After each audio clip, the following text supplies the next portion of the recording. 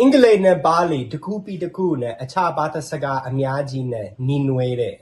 ပြီးတော့အင်္ဂလိပ်ကအခြားဘာသာစကားတွေဝါဟာရအများကြီးကူယူတယ်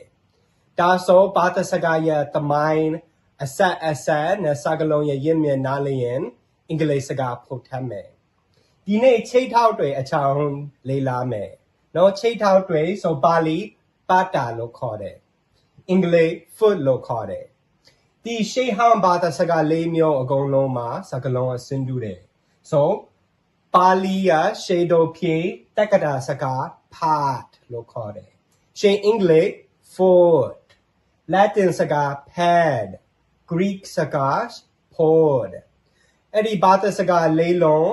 အားလုံးသမိုင်းမတိုင်မီက Proto-Indo-European pod စကားလုံးကဆင်းသက်လာတယ်နော်ဖက်နမှာဆောင်ဒီလေးခုကသုံးခုအရင်ဆင်းတူတယ်နော် P နဲ့စတယ်ဒါပေမဲ့အင်္ဂလိပ်တစ်ခုကနည်းနည်းကွာတယ်နော်အင်္ဂလိပ် P အစား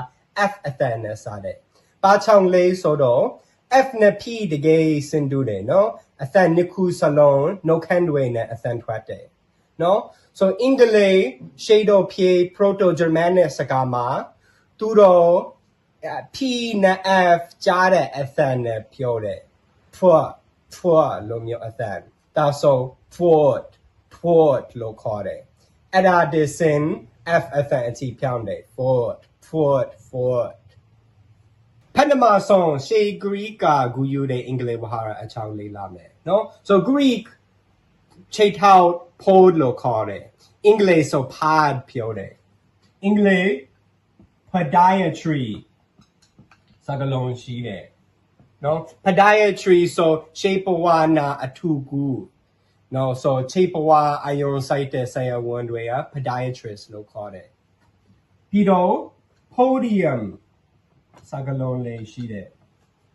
podium ဆိုဟိုပြောတဲ့ခွန်နော် Korean ပုံကြီးချောင်းဓမ္မမဟုတ်ဆရာဟိုပြောနေရင်သူအဲ့လိုမျိုးမြင်ထားတဲ့ခွန် podium လို့ခေါ်တယ် right ပြီးတော့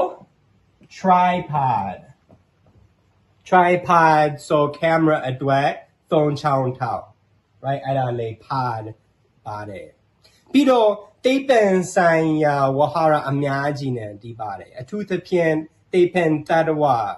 ဆိုင်ရာအခေါ်အဝေါ်ဥပမာတစ်ခုဆို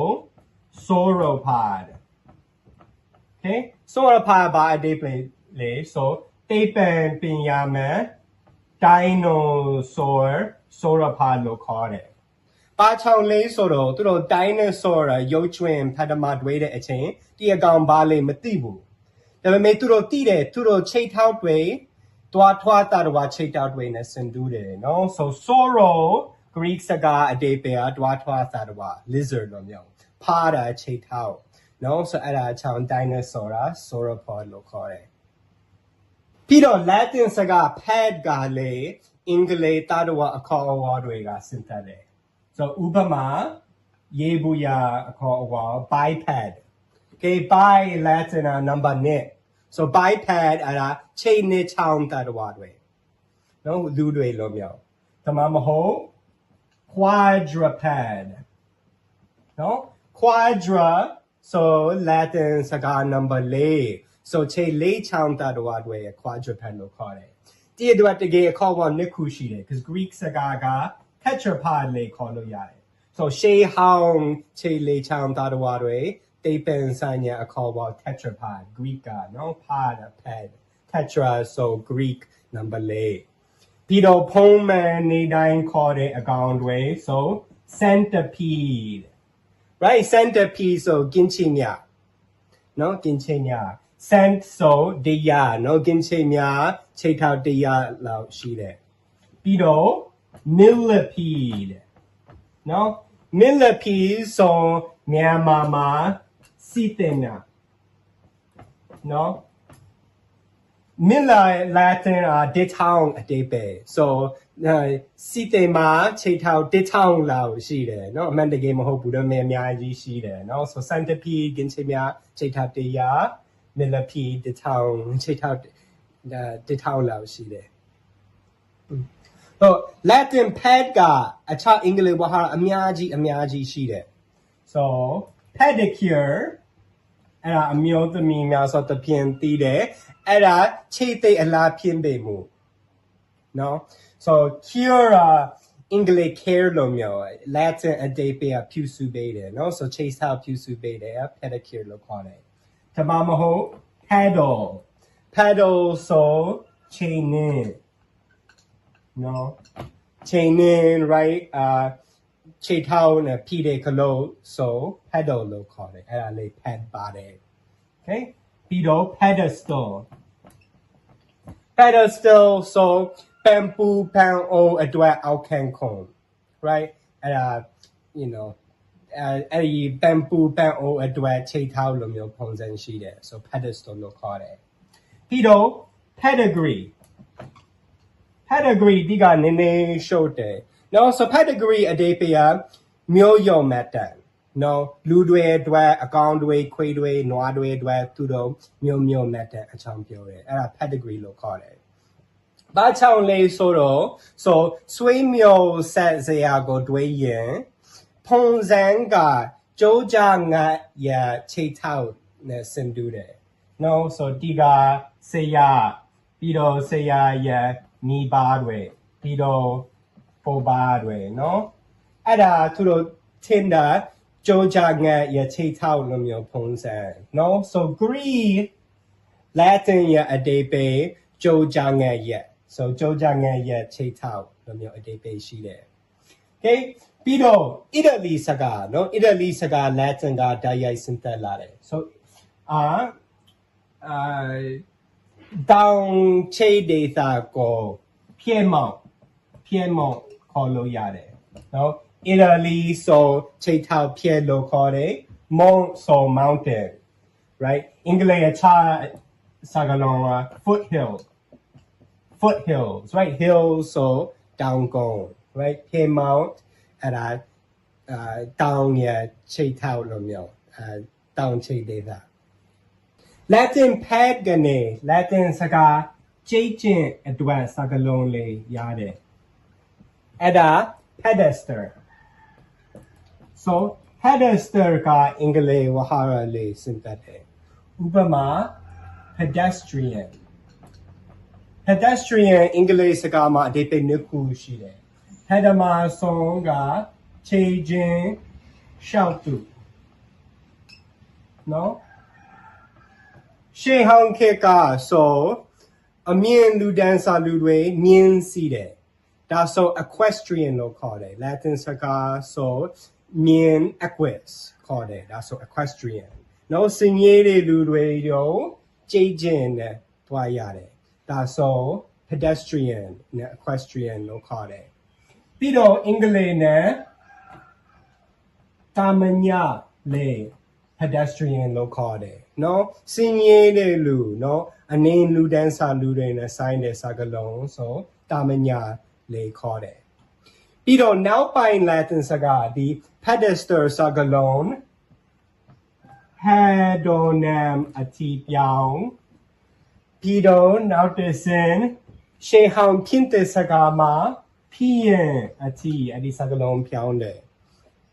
ရှေးဟောင်းဖြစ်တဲ့စကားဖြစ်ရင်ရဲ့အဓိပ္ပာယ်ခြေလျင်တတ်တာအင်္ဂလိပ်စကားမှာလည်းဖြစ်ရင်ပြောတယ်အင်္ဂလိပ်အဓိပ္ပာယ်ဆိုမြေကြုံဘာချောင်းလဲဆိုနော်အရင်ခေတ်က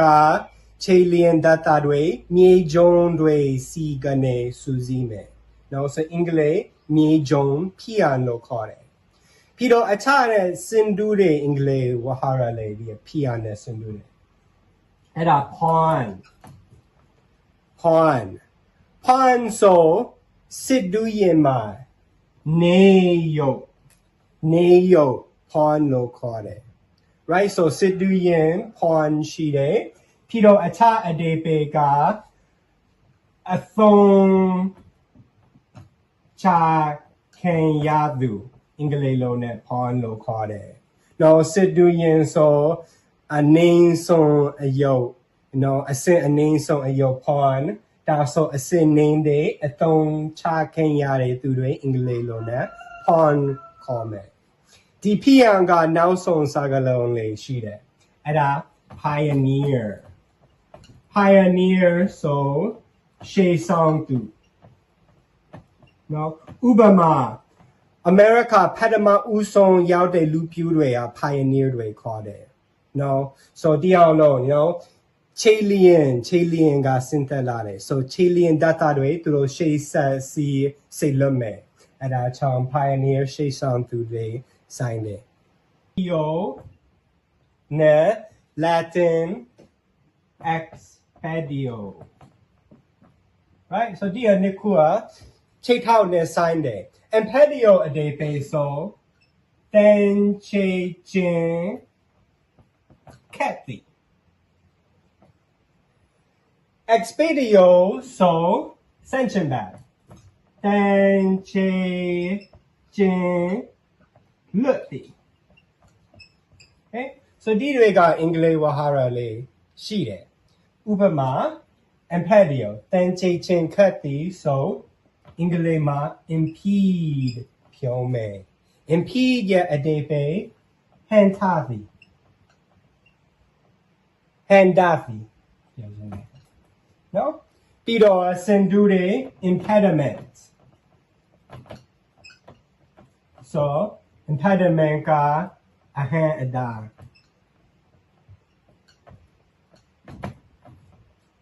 အဲ့ဒီနှစ်ခုစလုံးဆိုတန်ချိတ်ချင်းခတ်ပြီးနေဆိုင်တယ် right ပြီးတော့